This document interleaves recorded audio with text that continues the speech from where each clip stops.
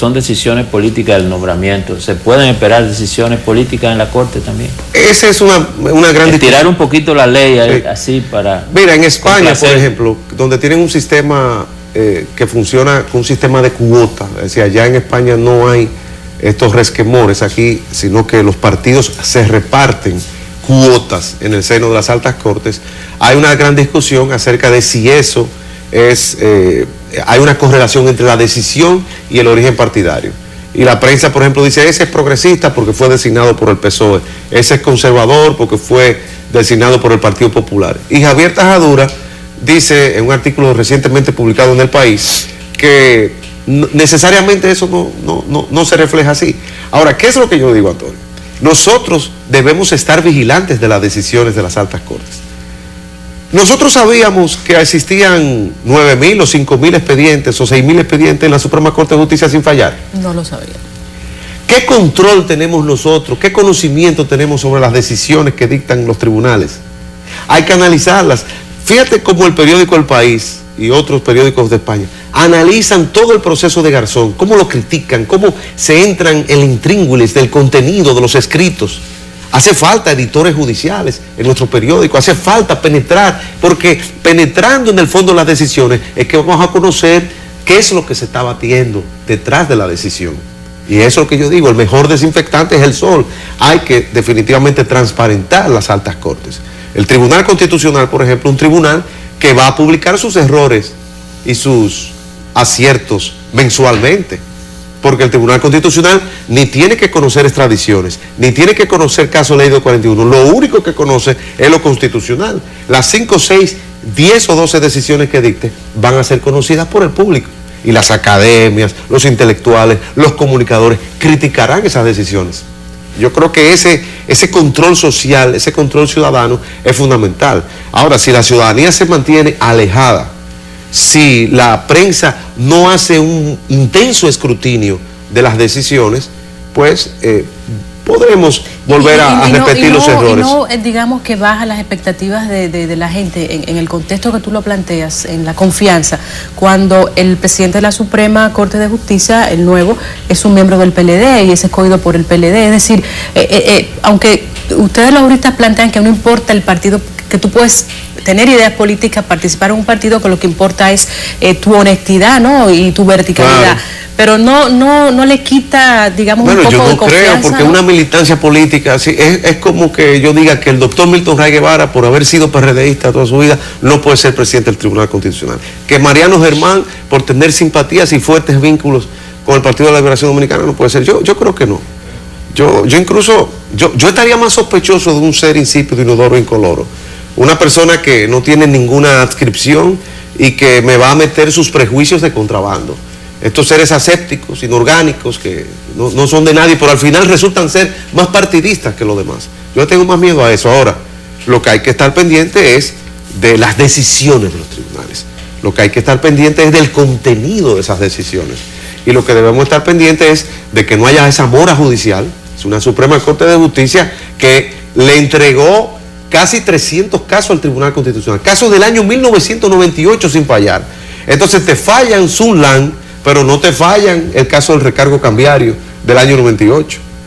Y cientos de casos constitucionales de organizaciones comunitarias que no son fallados porque se fallaba en virtud del pedigrí de los abogados. No va a haber ese choque de trenes que advertía el... Pero ojalá haya un choque de cohetes, porque a esta sociedad hace falta choques. Ojalá haya un choque de trenes. Es que no hay choque porque no se fallan los casos. Eso es sano que haya choques. Es sano que el Tribunal Constitucional tenga un criterio y que la Suprema Corte tenga otro. Hay que tenerle miedo a esos consensos forzados. Ahora, el presidente de la Suprema Corte de Justicia, Mariano Germán, en su discurso del Día del Poder Judicial señalaba de que era una Suprema Corte de Justicia que iba a estar comprometida con la aplicación de la Constitución, porque recuerda que esta Constitución que cumple años hoy es una Constitución que reconoce que velar por la constitucionalidad no solo es atributo o atribución del Tribunal Constitucional, sino que todo juez, desde un juez de paz hasta la Suprema Corte de Justicia, es garante de la constitucionalidad. Y en el seno de la Suprema Corte de Justicia hay grandes constitucionalistas.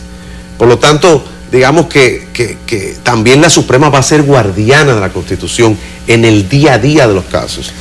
En ese sentido, ¿qué se esperaría? O sea, tú como abogado litigante, ¿qué se esperaría de la Suprema Corte en el contexto de las reformas que necesita el Poder Judicial en la República Dominicana? Ahora mismo lo más importante es que haya una solución a la mora judicial. Es decir, cuando la justicia es tardía, es denegación de justicia. Lo que los litigantes están pidiendo es que la Suprema Corte de Justicia falle los casos y que además mantenga la uniformidad del criterio.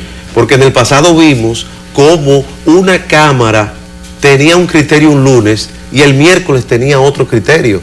Y entonces realmente no hay seguridad jurídica allí donde no hay un respeto al precedente judicial. Allí donde no se respeta el precedente, el juez es un chivo sin ley. Y eso era lo que estaba pasando. Entonces se requiere que la justicia falle prontamente, que la justicia falle con razones fundadas, no con estas sentencias desechándote por improcedente y mal fundado, es decir, carente de motivación, o con una motivación de cajón que hacen con un cut and paste, como le llaman en el procesador de palabras. Ahora, para que eso no ocurra, o para que eso ocurra, para que haya esa justicia, la ciudadanía tiene que estar activa, tomando los tribunales por asalto. Debe haber observatorios ciudadanos de las altas cortes, porque lo que tenemos es una justicia que está alejada del problema del ciudadano de a pie. Una justicia que no le importa las interrupciones del servicio eléctrico, una justicia que no le importa el problema de los pensionados, una justicia que no le importa que un ayuntamiento desaloje a decenas de vendedores ambulantes, violando su libertad de empresa y su derecho a un mínimo vital. Es una justicia que solamente está preocupada por los problemas patrimoniales de las grandes empresas.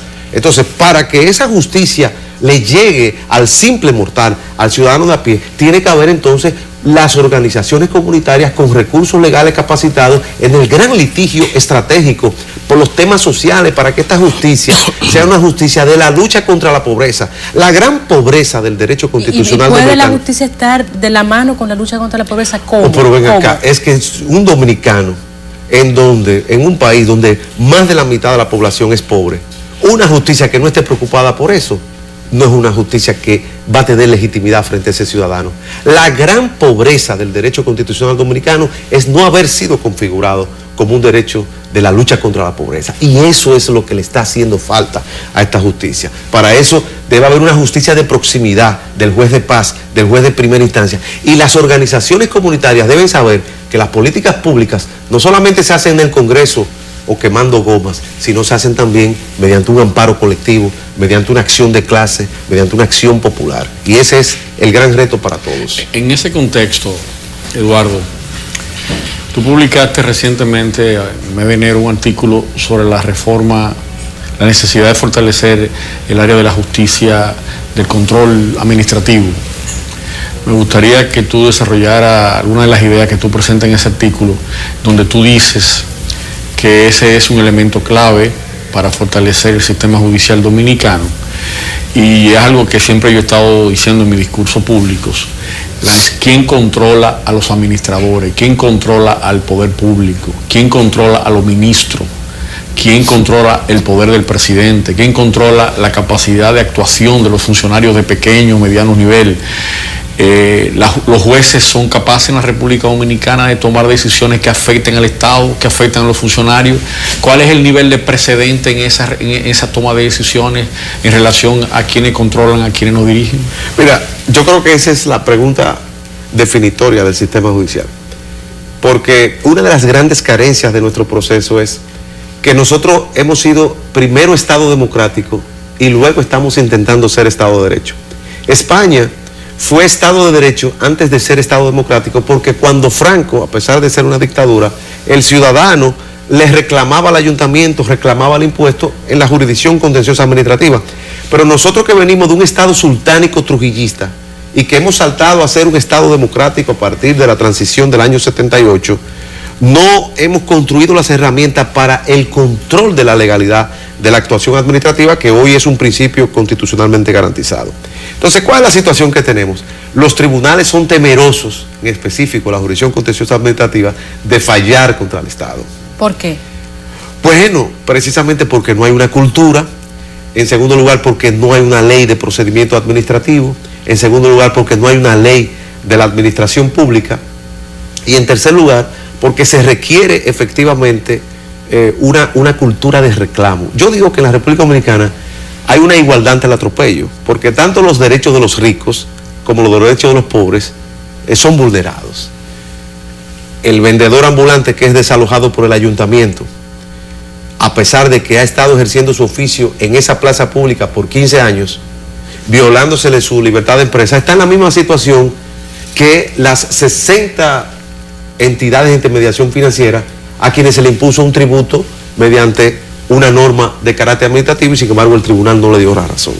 Entonces nosotros tenemos que construir una jurisdicción contenciosa administrativa. ¿Esa decisión fue por el mismo temor que tú planteas, la decisión de ese tribunal? Es una decisión... de no fallar en contra de la Dirección de Impuestos Internos. Claro, una decisión totalmente absurda, carente de toda base, la cual nosotros tuvimos a bien criticar esa decisión, que tarde o temprano será conocida por el Tribunal Constitucional, pero que revela, tal y como dice Alejandro, una de las grandes carencias es que nosotros no hemos podido domesticar ese gran ogro filantrópico, como decía Octavio Paz, que es el Estado.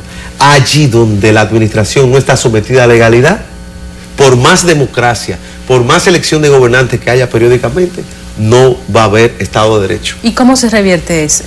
Eso se revierte aprobando una ley de procedimiento administrativo, aprobando una ley de la administración pública y fortaleciendo una jurisdicción contenciosa administrativa. Nosotros dijimos hace unos meses que la Suprema Corte de Justicia había que llevarla a 21 jueces. A nosotros no se nos hizo caso con eso.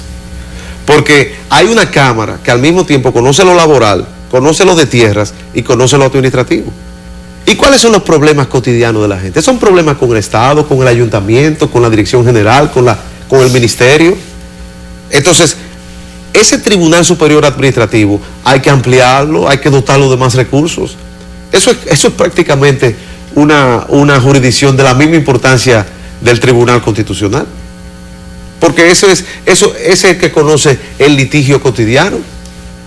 Porque uno se levanta en la mañana y se topa con la administración pública, ya sea porque no te recogieron la basura, ya sea porque no te sirvieron el agua, ya sea porque tienes un problema de impuestos, ya sea porque tienes un permiso que no se te ha concedido. Entonces, para ese reclamo hay que fortalecer esa jurisdicción. Ahora, usted habló de las contradicciones que había en las decisiones de una misma Cámara de la Suprema Corte. El caso de la Cámara Penal, para hacerte más específico. Ajá. ¿Cuál es así? No, que tenía un criterio una semana y otra semana tenía otro criterio. Y eso origina un zigzagueo jurisprudencial muy nocivo, porque los litigantes no pueden predecir las decisiones, no pueden calcular los efectos de las leyes. Entonces no hay seguridad jurídica en el país. Bueno, todo es de grado. Yo creo que este cambio que se ha producido es importante precisamente para fortalecer la Suprema Corte de Justicia, hacer esa famosa segunda ola de reforma judicial. Pero esto es una lucha constante. Hay que preguntarle a los norteamericanos si no es una lucha constante. En un país que derogó el habeas corpus para un grupo de prisioneros que son los prisioneros de Guantánamo. ¿Sí? Eso es una democracia consolidada que tiene serios problemas de su Estado de Derecho. Por eso yo digo que hay que ir a Estados Unidos y formar una comisión de reforma y modernización de la justicia norteamericana, porque ellos tienen más problemas que los dominicanos en términos de la garantía de las libertades de los inmigrantes, de las libertades de las minorías.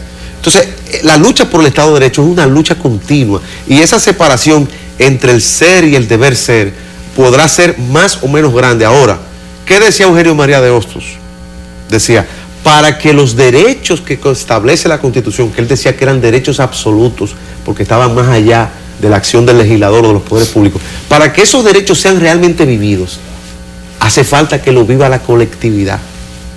Y en la medida en que la colectividad viva los derechos, esos derechos serán más protegidos por el efecto de ser una institución social. Hostos se fue 100 años antes de los institucionalistas y el papel de lo que es una constitución viviente. Y lo que nos dice esto es que para que esta constitución que tenemos ahí camine, respire, transpire, enraice, se requiere un accionar colectivo. Y eso es lo que está haciendo precisamente falta ahora.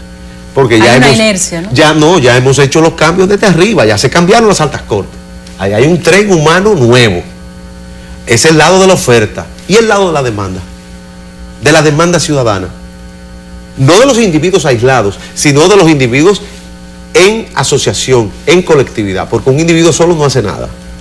Y entonces ahí es que digo yo que la sociedad civil debe articular un conjunto de litigios estratégicos para avanzar en los temas que nos preocupan, que ustedes esta mañana han abordado: el derecho de educación, el derecho de salud, el derecho a la seguridad social, el derecho a la seguridad ciudadana, a vivir sin violencia.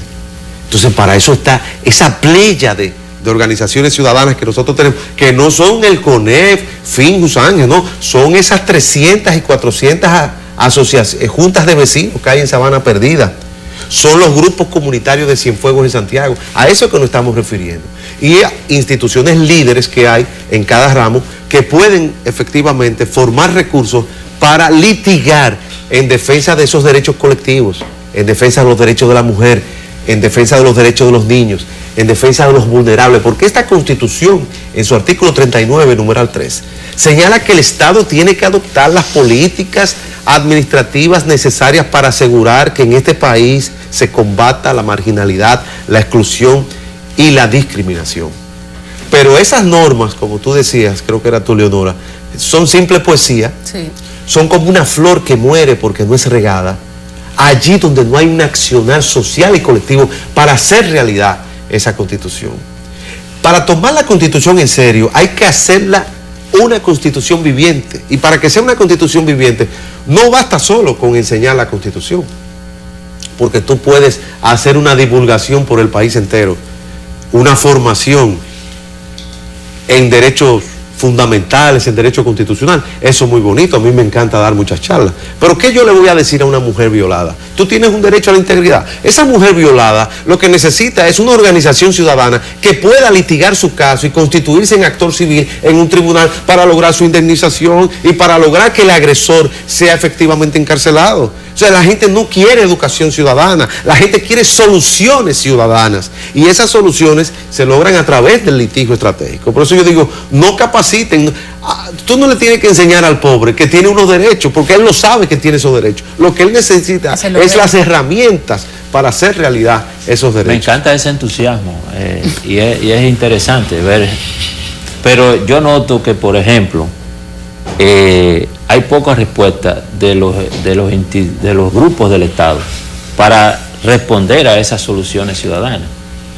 O sea, vemos a cada rato que un policía dispara contra un ciudadano en una situación extraña y la familia va a la fiscalía, pero no pasa nada. Pero entonces el fiscal no hace nada, pero uno no puede ir a otras instancias porque no hay otra manera de moverse en la sociedad, a menos que sea que uno queme 4 gomas y le dispare a la policía en una esquina. O sea, eso tiene que buscarse una solución, pero ¿cuál es? Si el Estado no responde por esa inercia trujillista que todavía tenemos, porque la Constitución es preciosa, pero aquí mismo un diputado admitió que habían violado 27 leyes al aprobar el presupuesto y no pasa nada. O sea, al Estado no le conmueve violar sus propias leyes. El Estado, Antonio, no se va a someter él mismo a la legalidad. Ni los jueces se van a autoapoderar porque la ley le prohíbe que se autoapoderen de los Entonces, casos. ¿cómo el ciudadano consigue, si los fiscales, que es por donde comienza el sistema judicial, no atienden los reclamos de la población? Eso es en la parte penal, eso es decir, en el caso de las acciones No, yo penales. puse un ejemplo muy En el caso de las acciones penales hay un monopolio de la persecución de parte del Ministerio Público, pero hay también la acción penal popular, la posibilidad de apoderar en algunas instancias. Pero yo estoy hablando de casos muy... No, yo pondría eso que tú dices, Yo te pongo- el desalojo de un vendedor que tiene el permiso del ayuntamiento, que cumple con las normas, no sé qué, y vienen un día y le suben Lo que nosotros vemos es que esa persona desalojada lo que hacen es ir donde el diputado y donde el síndico. Porque funciona la ley así. Llaman al gobierno de la mañana, de la tarde o de la noche. Pero no hay una organización en su comunidad que le diga, vamos a llevar tu caso, que es lo que se llama el derecho de interés público, porque los grandes casos se hacen a partir de pequeños casos. Entonces, hace falta una integración tanto de la comunidad jurídica, de la comunidad universitaria, lo que se llaman las clínicas de derecho, los estudiantes de derecho, que son un gran activo que tiene nuestro sistema, y las organizaciones comunitarias. Ese derecho en acción, que es lo que yo llamo, y que tú dices que soy un poco optimista, pero tengo que ser optimista porque se ha hecho nada aquí, está todo por hacer. Es decir, ese es el gran reto. Me parece haber escuchado eso antes.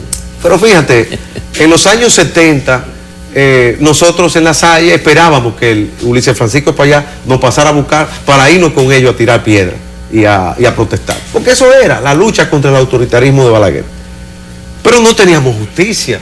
Los jueces eran policías, porque Balaguer nombraba policías como los jueces penales. Y marinos también. Pero que ahora la lucha no puede ser una lucha solamente de las calles. Las calles hay que tomarlas.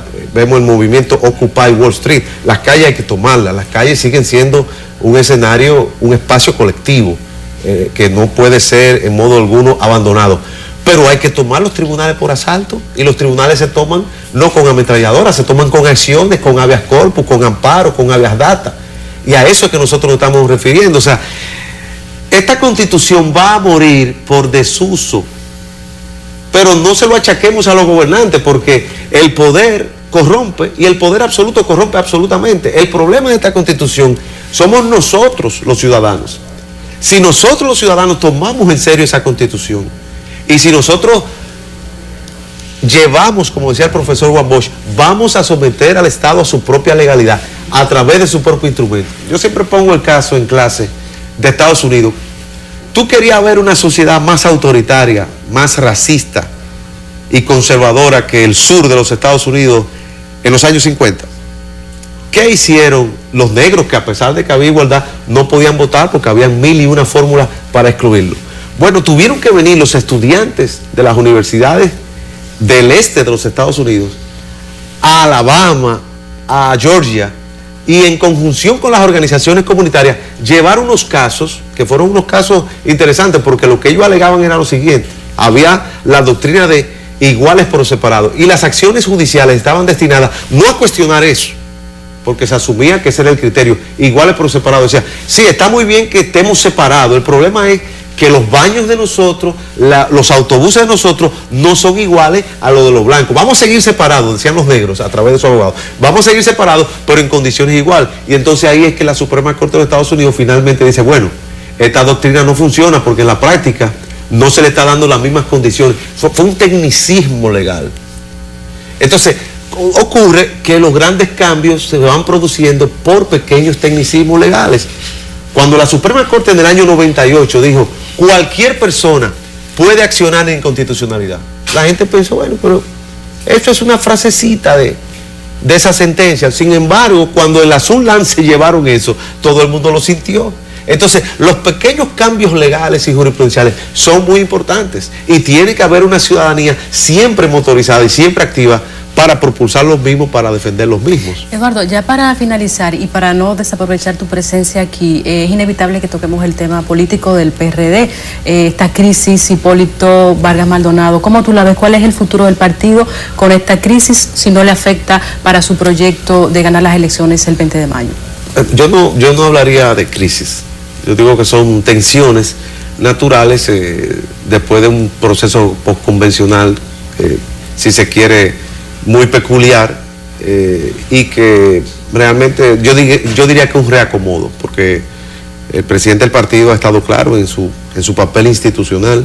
Hoy precisamente se celebra en la Junta Central Electoral una audiencia para conocer uno de los puntos que ha defendido el PRD y el ingeniero Miguel Vargas como presidente del partido, que es el derecho que tiene el PRD a ocupar el recuadro número 1 de la boleta. Y yo creo que en eso es que, digamos, hay que fortalecer ese papel institucional para que el candidato pueda avanzar y pueda ser exitoso en el próximo torneo electoral. Y en términos de percepción, ¿no le vendría bien al PRD que los dos dirigentes más importantes se presenten unidos, ¿no? Yo creo que la unidad es importantísima. Siempre en el PRD se ha dicho que solo el PRD derrota al PRD y que el PRD unido jamás será vencido. La unidad es clave. La unidad es clave para alcanzar el triunfo. Y yo creo que las tensiones que hay ahora no son en nada parecidas a las que existían en la época de las tendencias, Guzmán, Salvador, Magluta. Ya eso es una época rebasada. O sea que pronto los veremos a ellos. Yo creo